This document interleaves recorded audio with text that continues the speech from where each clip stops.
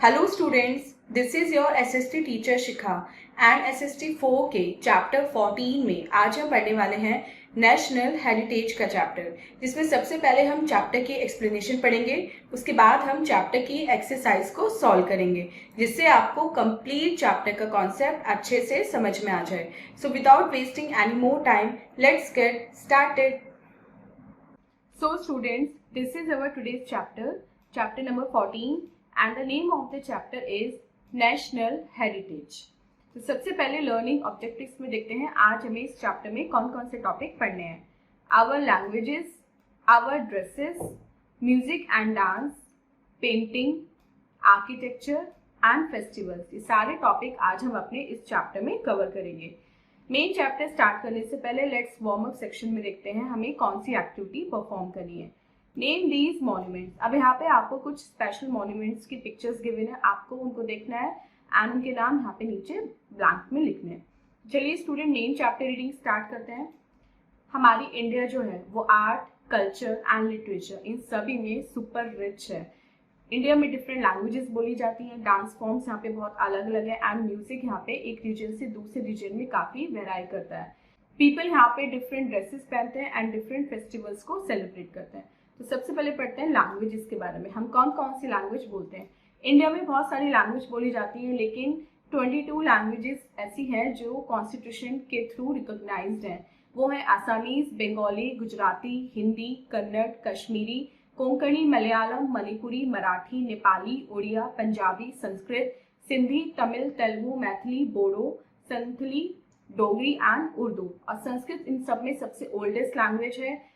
Hindi India की official language है और इंग्लिश भी जो इंडिया है उसमें 1830 में ब्रिटिश रूल के अंडर रिकॉग्नाइज की गई थी, इंट्रोड्यूस की गई थी और इसको भी एडिशनल ऑफिशियल लैंग्वेज के रूप में यूज किया जाता है। Next is our dresses. India के डिफरेंट पार्ट्स में people different types of clothes पहनते हैं। साड़ी यहाँ के सबसे मोस्ट कॉमनली वियर ड्रेस में से एक है। उसके अलावा सलवार कमीज, लहंगा, चोली, स्कर्ट, ब्लाउज, ओढ़नी कॉमन वुमेन वियर है। कुर्ता, धोती, lungi, shirt, trouser and pyjama kurta यहाँ पे कॉमन ड्रेस है मेन की। पीपल अपनी ड्रेसेस इस हिसाब से भी चूज करते हैं कि जहाँ पे वो रहते हैं वहाँ की क्लाइमेटिक कंडीशंस कैसी हैं। और कॉटन समर सीजन में पहनने वाला सबसे सूटेबल फैब्रिक है, जबकि विंटर्स में लोग वुलन पहनना प्रिफर करते हैं। नेक्स्ट पढ़ते हैं म्यूजिक एंड डांस के बारे में। इंडिया का जो म्यूजिक है उसमें एंशिएंट एंड मॉडर्न ट्रेडिशंस का कॉम्बिनेशन है। जो क्लासिकल म्यूजिक ट्रेसेस हैं उन्होंने अपनी जो रूट है वो वैदिक टाइम से ले रखी हैं, जब जहाँ पे ऋग्वेद की जो हाइम्स हैं उनको चैंट किया जाता था। भजन जो है उनके साथ म्यूजिकल इंस्ट्रूमेंट को बजाया जाता है और ये मिडिवल पीरियड से चला आ रहा है। मुस्लिम सेंट्स जो है जो सूफी कल्ट के थे वो कव्वाली गाते थे।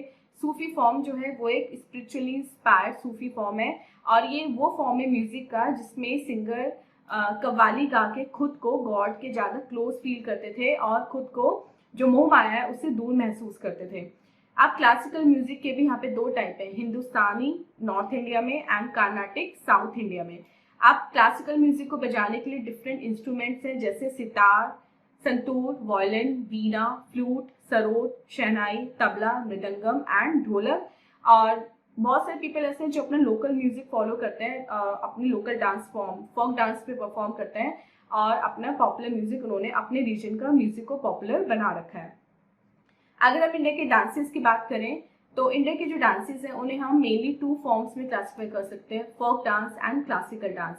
बहुत सारे फोक डांस जो है वो फेस्टिवल या सेरेमनीज के टाइम पे परफॉर्म किए जाते हैं और बहुत सारे क्लासिकल डांस ऐसे हैं जिन्हें हम अभी भी हिंदू एपिक के थ्रू टेम्पल से कनेक्ट करके देखते हैं। कुछ फेमस फोक डांस हैं bhangra of Punjab, Ghoomar of Rajasthan, garba of Gujarat and Bihu of Assam. इसके अलावा कथक, भरतनाट्यम, कुचिपुड़ी एंड ओडिसी भी बहुत फेमस क्लासिकल डांसेस में से एक है। नेक्स्ट पढ़ते हैं पेंटिंग के बारे में। अब इंडिया में जो आर्ट ऑफ पेंटिंग है वो एंशिएंट केव्स, जब अर्ली मैन केव्स में रहा करता था तब से चली आ रही है। अजंता केव्स जो महाराष्ट्र में है वो इसका एक जीता जागता उदाहरण है। ये जो पेंटिंग्स है अजंता केव्स में वो बुद्धा, लॉर्ड बुद्धा जो थे उनकी लाइफ पे बेस्ड है। यहाँ पे लोटस फ्लावर है, एनिमल्स एंड बर्ड्स क्रेव किए गए हैं। और मुगल एम्प्रेस जो थे उनकी पेंटिंग भी काफ़ी ज़्यादा उस समय में डेवलप पेंटिंग्स में से एक मानी जाती थी। उस समय ईरान और इराक के जो आर्टिस्ट थे उनको हायर किया जाता था, उनको बुलाया जाता था। उसके बाद since the coming of the British, जो यूरोपियन पेंटिंग्स हैं उनका इंट्रोडक्शन हुआ इंडिया में। और उसके बाद जब यूरोपियन पेंटिंग्स इंडिया में आई तो बहुत सारे राजाओं ने अपने कोर्ट में ऐसे ब्रिटिश आर्टिस्ट रख लिए जो उनके लिए यूरोपियन स्टाइल की पेंटिंग बनाया करते थे। इसलिए इंडिया में बहुत सारे स्टाइल की पेंटिंग डेवलप हुई और हम आज भी म्यूजियम्स एंड गैलरीज में उन सभी स्टाइल की पेंटिंग्स को देख सकते हैं। नेक्स्ट पढ़ते हैं आर्किटेक्चर के बारे में। अब जो स्तूपास है, जो टेम्पल्स हैं इंडिया के, वो इंडिया के जो इंडियन आर्किटेक्चर है उसकी ब्यूटी को शो करते हैं। जैसे सांची का जो स्तूपा है या जो सारनाथ है वो आज भी बहुत ज़्यादा पॉपुलर है। इसके अलावा पुरी का टेम्पल है, कोणार्क है, एलोरा है, मदुरई है, खजुराहो है या तांजोर है, वो भी इंडिया के one of the main attractions में से एक है। बीजापुर का गोल गुम्बद जो कर्नाटका में है वो वर्ल्ड का सबसे लार्जेस्ट टॉम है।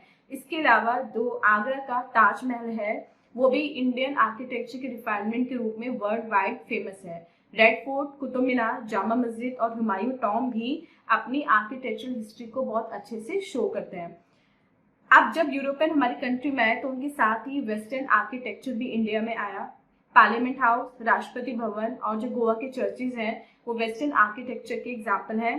दिल्ली का लोटस टेम्पल, बेंगलुरु का विधान सौधा एंड जो मुंबई की असेंबली बिल्डिंग्स हैं वो मॉडर्न आर्किटेक्चर के परफेक्ट एग्जाम्पल हैं। अगर बात करें फेस्टिवल्स की तो इंडिया में बहुत सारे फेस्टिवल्स मनाए जाते हैं और बहुत सारे फेस्टिवल की अपनी रिलीजियस रूट है, धार्मिक जड़ें हैं। जैसे हम दिवाली मनाते हैं, गणेश चतुर्थी, दुर्गा पूजा, क्रिसमस, ईद, गुरुपुरब, बुद्ध पूर्णिमा, होली, बैसाखी, पोंगल, ओणम एक्सेट्रा। इसके अलावा हम नेशनल फेस्टिवल्स मनाते हैं जैसे Gandhi Jayanti, republic day and independence day. So student, ये था इंडियन आर्किटेक्चर पे या नेशनल हेरिटेज पे एक चैप्टर। अब चलते हैं अपने एक्सरसाइज यानी कि लेट्स डू इट सेक्शन की तरफ और देखते हैं एक्सरसाइज सेक्शन में आज हमें कौन कौन से क्वेश्चंस मिले हैं। First is tick the correct option. इसमें हमें करेक्ट ऑप्शन को टिक करना है। फर्स्ट क्वेश्चन देखते हैं, the most suitable wear in summer is cotton.